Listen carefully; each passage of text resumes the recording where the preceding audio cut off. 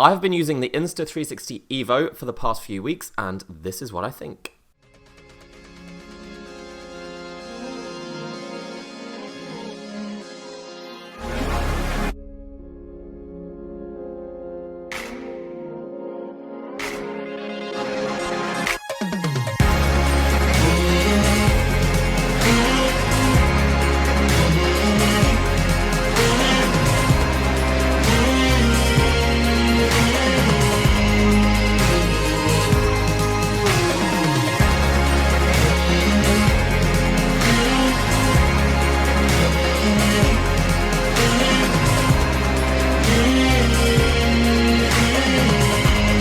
The Insta360 EVO is a dual 180 and 360 camera. It can shoot in both 360 mode and 180 mode. This is what it looks like when it's in its 180 mode, and you press a button here, flip it over, and lock it back into place, and now it's a 360 camera as well. It can shoot 5.7K video in both modes, and when it's shooting in 180 mode, so that is like this, it also shoots 3D because there are two lenses, so it creates a 3D effect, which looks awesome on a VR headset, but you can also view it on a phone using a accessory that Insta360 has developed. It's called the Holoframe, and then you'll be able to view that 3D effect without any glasses, just with the naked eye. It also shoots 18 megapixel photos in both 3D 180 and 360. It also comes with Insta360's flowstate stabilization, which keeps your videos super smooth even if you're walking or running with it. What makes the EVO stand out is its ability to shoot both 360 and 180 video. Now, it's not the only camera that can do that. There are a few more out there, for example, the Vuse XR and the Candao QCam. However, the Insta360 EVO is the only one that comes with proper stabilization technology,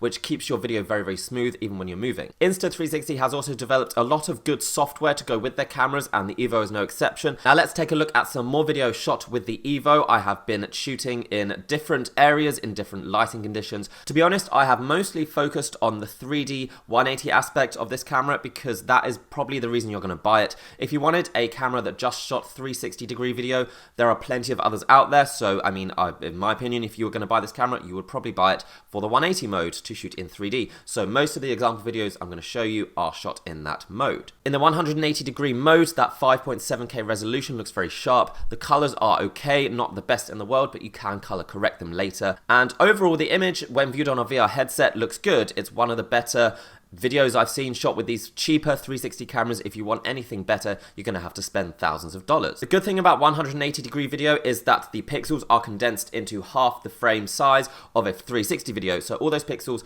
are basically pushed together and it makes the whole image look sharper. One of the issues with 360 video is that it does tend to look kind of pixelated and blurry, but that's not so much of an issue with these 180 cameras, or at least shooting in the 180 degree mode. Now the 3D, which is the main effect that I think basically sells this camera, does work really well, but you have to be careful of what you shoot. I shot a lot of video and then viewed it back and found that I put the camera too close to the subject. If you do that, then the 3D effect will actually make you feel a bit nauseous because it will make you see double when you see it in the VR headset, and you don't want that. You do not want your viewer to feel sick when you watch the video back. So you have to make sure that you keep the subject at least, I would say, 60 centimeters away from the lenses, but practice is definitely needed to find the right spot when you're shooting 180 3D video to get that 3D effect looking good. Also guys, shooting in 3D is different from shooting in 360 or indeed with any kind of other camera, because what you got to imagine is that the object in front of you is what's going to be popping out in 3D. It's only really worth it if you have an actual object or something moving in front of you that will kind of give this give the video a 3D effect. For example, I shot some footage in my park and I tried to make this 3D effect work as best as possible. So I found an object to film, for example, a flower, or there was even a flock of birds which I filmed, and those two worked really well because there was an object in front of the camera, in front of the lenses, and something in the background for it to stand out from. Now, that's how 3D works. If you are just going to shoot an open area, the 3D effect won't really work. So try and find something that is 3D, that's something in front of you, in front of the lens, with something behind it that it can stand out from. But when it does look good, when it works really well, especially if you are behind the camera with your hands facing outwards, like in this video of me playing with my phone. When I view that video back on my VR headset, and you can too actually if you check out my YouTube channel and find the Insta360 EVO example videos I shot, you can view this video as well. But when you view it on a VR headset, it looks so good, it looks so close to the screen, it does really feel like the hands and the phone are popping out of the screen, that 3D effect working really well. It's almost like the IMAX. I don't know if you've been to an IMAX cinema before, but it really kind of pops out like that. It's not a bad 3D effect because a lot of 3D has been poor over the past few years, but this works really well, especially when viewed on a VR headset. Now the EVO comes with several modes you can shoot in. You can shoot 5.7K resolution at 30 frames per second, 4K resolution at 50 frames per second, and 3K resolution at 100 frames per second, which is pretty good slow motion. However, I would say that the 3K at 100 frames per second is probably a bit too pixelated. The resolution isn't high enough, especially when viewed back on a VR headset. The 4K at 50 frames per second is passable, but again, you are going to lose some quality. It's going to be obvious.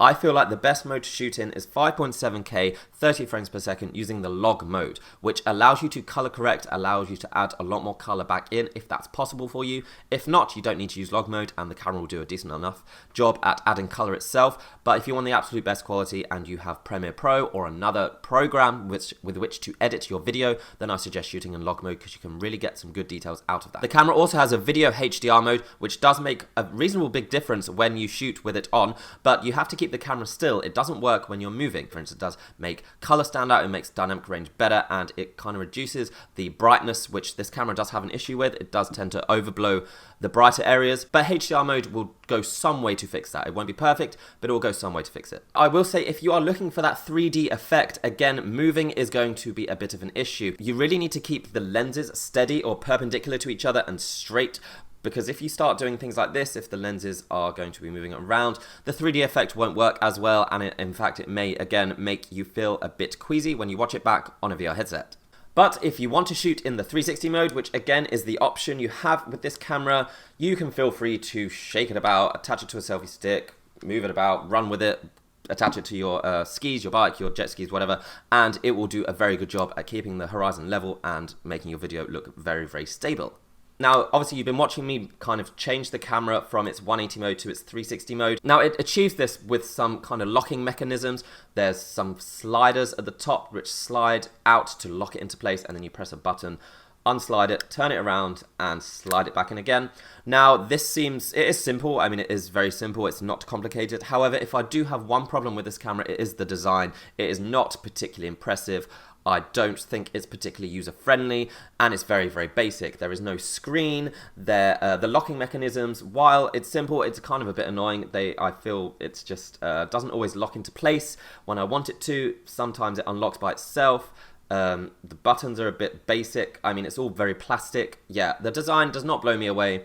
There's only 2 manual controls. So for me, the design of the camera and I guess the build quality is not the best. You can definitely find better out there, but it's not necessarily a deal breaker because for the most part, you're going to be putting this camera in a steady position and you're not going to be touching it much, and you can control everything with the app anyway. Like I mentioned previously, the app and the software that comes with this camera is one of its best selling points.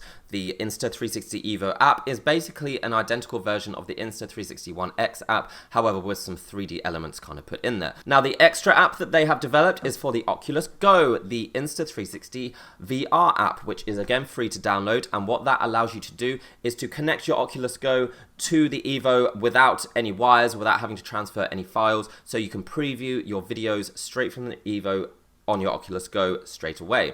This app is also available for the Gear VR and also the Vive Focus and Vive Focus Plus pretty soon, so you'll also be able to use those VR headsets to connect to your EVO, preview and play back your videos straight away.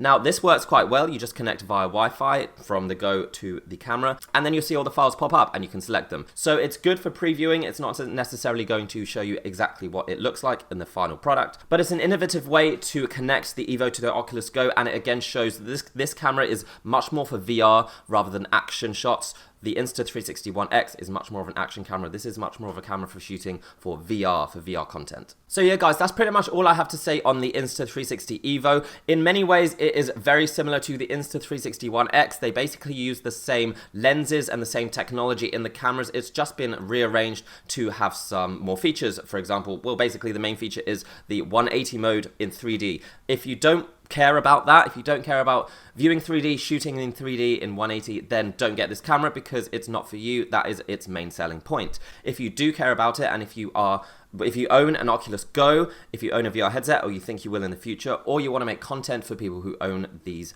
headsets, then yeah, this is a good camera to do that because the 3D effect makes the videos a lot more interesting, in my opinion. This is the only time where I found 3D to be fun, to be actually good to watch, to not be uncomfortable to watch, as long as you shoot it properly. So if that sounds interesting to you, then check out my example videos, check out my review, which is in the description below, written review with a lot more information and example videos, etc. So yeah, that's the Insta360 EVO, guys. It costs $419. It's available from the Insta360 website or Amazon. Again, just check the links below. There is one other option, the Views XR, which is kind of this camera's main competitor. There are some strengths and weaknesses between the two.